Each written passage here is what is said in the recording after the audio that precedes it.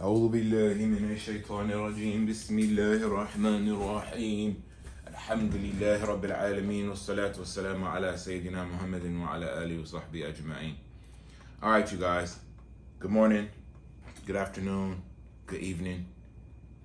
It's your boy Ata, back with another episode of Sidewalk and Gutter University, Swag University, where we graduate the streets through knowledge itself. You see what I'm saying? This month, in the month of February, we are featuring the great inventors among the black people every single day.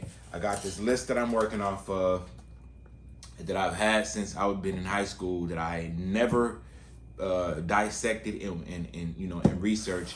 So I'm researching it with y'all today. Black inventors and their inventions, man. And we talking about patent obtainers, people who getting patents from the government, you know what I'm saying?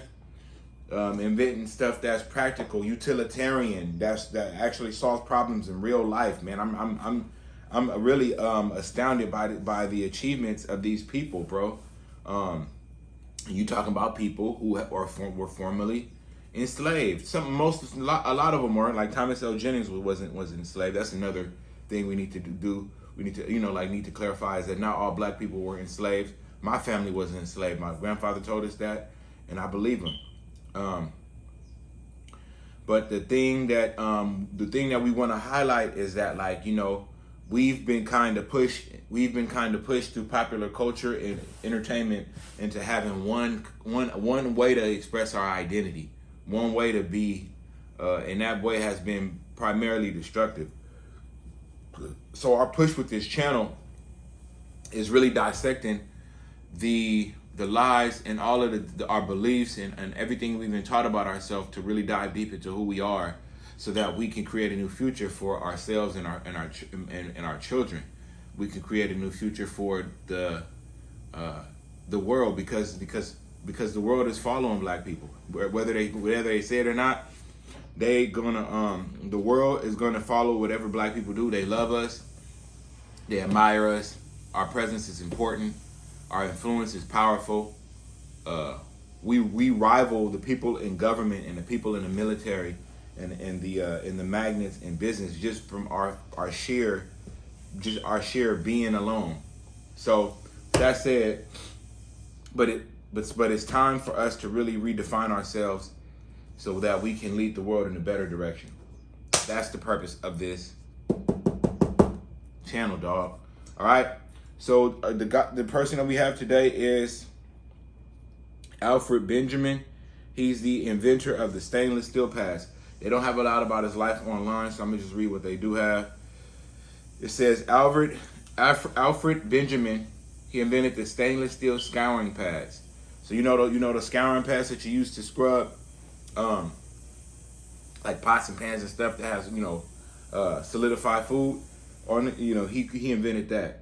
The date, June 19th, 1962. Patent number 3,039,125. Alfred invented a pad that is used for cleaning dishes and made from steel wool impregnated with soap.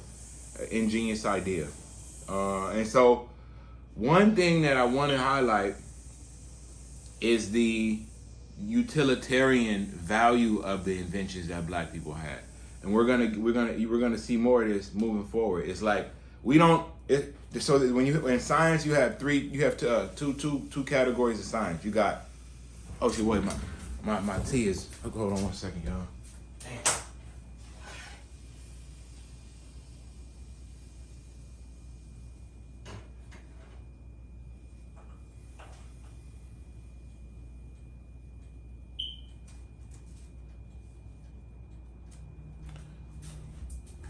So you have two categories of science. You have theoretical science and you have applied science. And what I like about the inventions of black people is not only is it like the cutting edge of applied science, it's also they products is like ready for market. As soon as they get the patent, as soon as they inventions go into production, somebody's lives is getting made easier. Some problem is getting solved in somebody's life. Like, so for example, like the scouring pad. As soon as that goes on the market, people people who having problems in the kitchen with their dishes, that problem is getting knocked out. You know what I'm saying? Our next person is Henry Blair. Henry Blair. Okay, now Henry Blair was an inventor and farmer best known for the second African American to hold a U.S. patent. Okay. Henry Blair was born in Glen Ross, Maryland in 1807. Blair was an African American farmer who patented two devices designed to help boost agricultural productivity.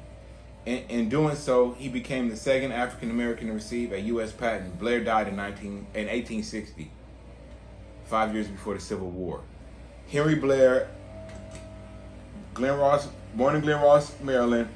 Little is known about Blair's personal life. It is clear. All right, dude. All right, come on. A successful farmer, Blair patented two inventions that helped him boost his productivity. He received his first patent, a corn planter, in 1803. On October 14th, 1834. The planter resembled a wheelbarrow with a compartment to hold the seed and rakes dragging behind to cover them. This device enabled farmers to plant their crops more efficiently, enable a greater total yield. Blair signed the patent with an X, indicating that he was illiterate. Damn. Blair obtained his second patent, an illiterate guy. But see, that don't mean so. Literacy is not a measure of intelligence. That's a common misnomer. That's a common misunderstanding, right? Blair obtained his second patent for a corn planter on. It says corn planting and cotton planter. Oh damn. Okay. So he invented the corn planter and cotton planter. That's Henry Blair, man.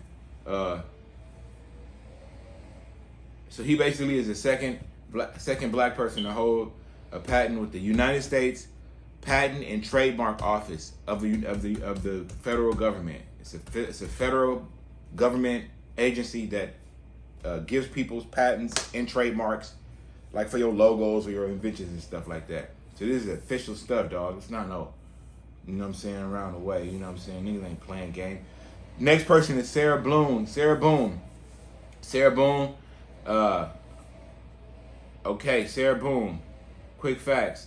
Born in 1832. Birthplace Craven County, North Carolina. Death date 1904. Spouse James Boone. All right. So now let's go to her inventions, dude. Connecticut dressmaker. She was a Connecticut dressmaker. Utilizing a network to the Underground Railroad, Boone migrated with her husband, children, and widowed mother to New Haven, Connecticut. Prior to the Civil War, the family settled into an African-American neighborhood in Dixwell Avenue, where Boone worked as a dressmaker and her husband as a bricklayer until his death in mid-1870s. According to records, Boone was successful enough to own her own house. Okay. Hailing from an area where it was illegal to teach African-Americans to read and write, Boone finally took steps to overcome that disadvantage in her late 40s, possibly through her membership in the Dixwell Congregational Church. Okay? Facing fierce competition, Boone had to find a way for her dresses to catch the eye of customers. By the early 1890s, she hit on something that was tailor-made for the corsets that were popular in the area. To that point, dressmakers were primarily ironing their clothes with a wooden plank placed across two chairs. A method that was fine for a wide skirt, but ill-suited for the contours of the tight-fitted material. Boone's solution was to create a narrower, curved board that could slip into sleeves and allow for a garment to be shifted without getting wrinkled. Her creation also was padded to eliminate the impressions produced by the wooden board and capsules, demonstrating for easy storage. Demonstrating the writing skills she had acquired only a few years earlier, Boone applied for a patent for her new and improved ironing board. In 1891, she was awarded the U.S. patent number 473,653 on April 26, 1892, making her one of the first African-American women to earn that formal distinction for inventors. So she got a patent in 1891, excuse me, I got a patent in 1892 for the ironing board, dog. Sarah Boone, man. This is really like, when you think about it, man, it's like, this is really it's really groundbreaking and amazing, man. The next person is Otis Boykin. He is the inventor of the pacemaker controls and guided missiles. He was like an electrical engineer. Otis Boykin, born 1920, died 1982. In Chicago, Illinois. Was an African-American electrical engineer and inventor who, you know a question I have? Where is these people's family? And do these people's families still benefit from that intellectual property? Did that intellectual property create generational wealth for these people's families, man? So Otis Boykin, electrical engineer and inventor whose improvements to resistors, components that resist the flow of electrical current, help advance the function controls of electronic circuits in a variety of products, so including televisions and computers. So like the implications of these inventions as well, right? So we just got, look, Thomas L. Jennings, we went over that the first day, the inventor of modern dry cleaning, and then Sarah Boone, the inventor of the ironing board. This stuff is still used today. When you go to the cleaners, they using these inventions, right? Now, Otis Boykin, he made advancements in electrical resistors that's used in computers and in all electronics. And we live in like the electronic age on one level, right? One of Boykin's resistors was used as a control unit for the first successful implantable pacemaker, a medical device that helps the heart to beat steadily, dude. Okay? Boykin's father was a carpenter and late minister. I'm not even going to read his whole life. But, yes, I am going to read his whole life. Okay?